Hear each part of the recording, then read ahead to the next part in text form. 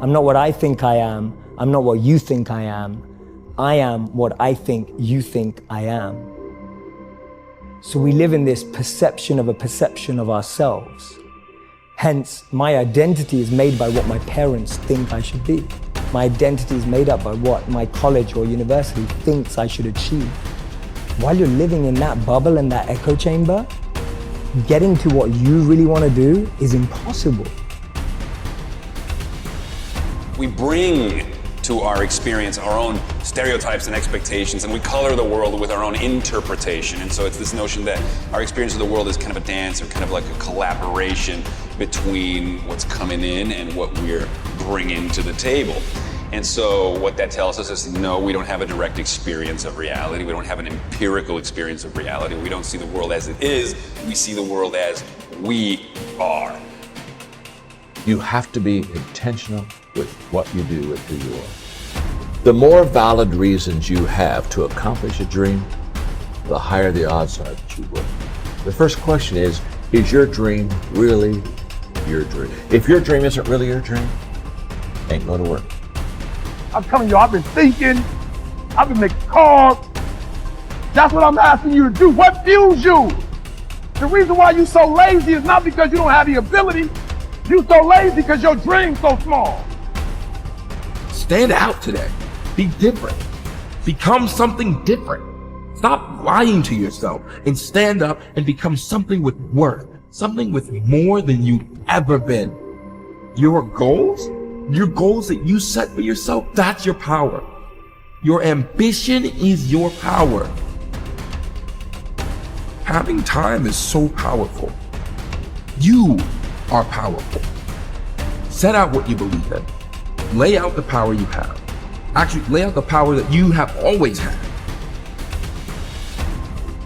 Use this, become this, and have this. Your power can take you, put you on your path to your success, to the place where you succeed, where you can become more than just ordinary. Figure out who you are, don't apologize for who you are, and then become even greater than you naturally are at what you are. Once you understand that every time you lose is an opportunity for you to not only learn that lesson, but take it a +1 step past the lesson, you'll start to appreciate those lessons. I dare you to work on yourself for 6 months. I dare you to shut out the world. I dare you to shut out all the distractions. I dare you to give up everything that is keeping you from your dream.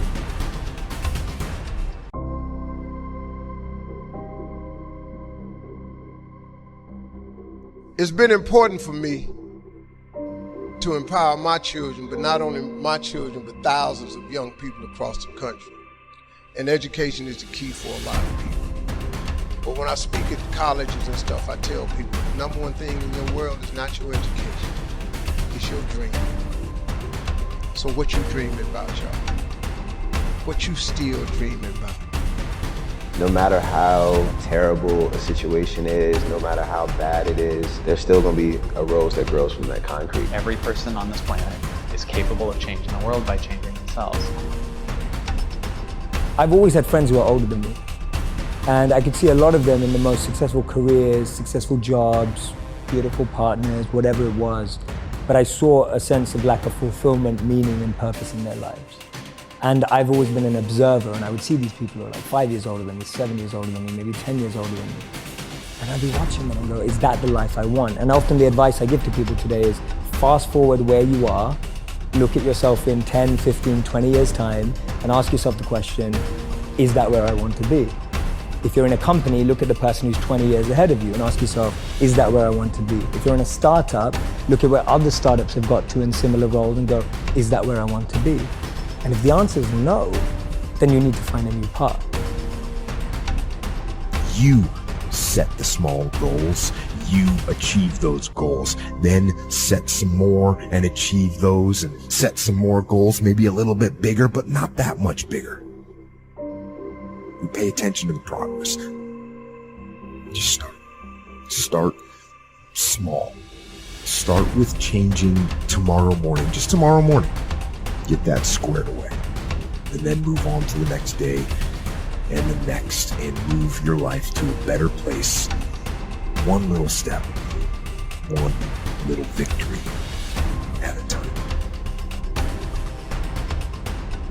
You should dream outlandish dreams. If it's in your imagination, it's possible. Do you know that you can't think of something that can't happen? You know it's impossible to think of the impossible. It's not possible. So if you think it, it's possible. And if you live your life in possibilities instead of probabilities, you have a greater chance of finding happiness. Guess what I had to do at age 25 in order to change my own future? I had to change my mind. I had to change my thinking. I had to change my philosophy. I was messed up on what was causing my problems. Once I got that straightened out, that all the stuff I blamed, government, taxes, marketplace, the economy, and things cost too much, negative relatives, cynical neighbors. Once I got rid of that and started going for where the real problem was, which was me, telling you my life exploded into change. My bank account changed immediately. My income changed immediately. My whole life took on a whole new look and color immediately. And the early results I got from making these philosophical changes tasted so good, I've never stopped the process of that day. What I'm sharing with you is stuff that everybody can apply today.